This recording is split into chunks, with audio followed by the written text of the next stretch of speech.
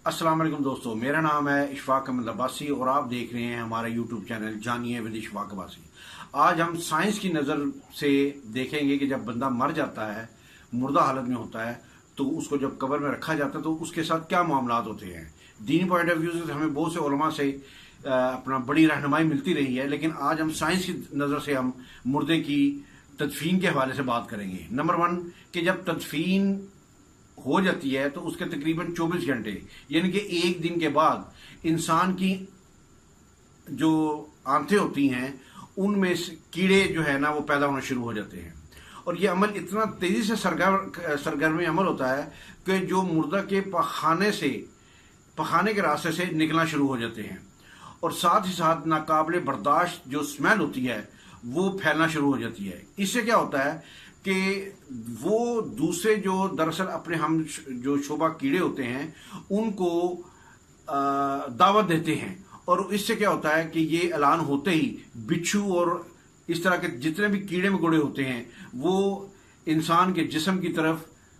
हरकत करना शुरू कर देते हैं और इंसान के गोश्त को खाना शुरू कर देते हैं।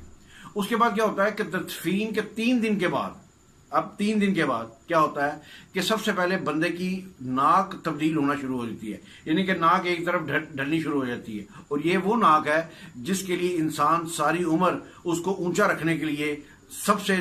अपनी, क्योंकि नाक ईगो होती है, अना होती है, तो इसको ऊंचा रखने के लिए वो सारी दुनिया से टकरा जाता है और आखिर में कब्र में सबसे पहले जो चीज आपकी गिरती है बंदे की वो नाक ही होती है। उसके बाद क्या होता है कि 6 दिन के बाद बंदे के जो नाखून हैं हाथों के और पाँव के वो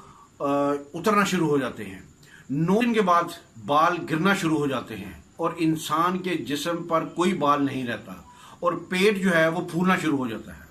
उसके बाद 17 दिन के बाद जो पेट जो है वो फट जाता है और दीगर अज्जा जो है वो बाहर आना शुरू हो जाते हैं। अब 60 दिन के बाद क्या होता है, 60 दिन के बाद मुर्दे के जिस्म से सारा गोश्त जो है वो अलग हो जाता है और इंसान के जिस्म पर गोश्त का एक टुकड़ा, एक बोटी भी नहीं बचती और 1 साल के बाद इंसान की हड्डियां जो हैं वो बोसीदा हो जाती हैं और इस तरह बिल आखिर वो इंसान जो दुनिया में अपनी अना के लिए जीता रहा वो इंसान 1 साल के बाद उसका वजूद कब्र में ख़त्म हो जाता है। तो मेरे दोस्तों, गुरूर, तकब्बुर, हिर्स, लालच, घमंड, दुश्मनी, हसद, बुग़्ज़, जलन, इज्जत और वकार और ओहदा, बादशाही, ये सब किस काम के होते हैं, ये कहाँ जाते हैं? सब कुछ खाक में मिल जाता है। इंसान की हैसियत ही क्या है, मट्टी से बना है और मट्टी में दफन होकर मट्टी हो जाता है और 5 और 6 फुट का इंसान कब्र में जाकर बेनाम व निशान होकर रह जाता है। दुनिया में अकड़ अकड़ कर चलने वाला, अपने आप को ताकतवर समझने वाला, दूसरों को हकीर समझने वाला, दुनिया पर हुकूमत करने वाला, कब्र में आते ही उसकी हैसियत सिर्फ मट्टी रह जाती है।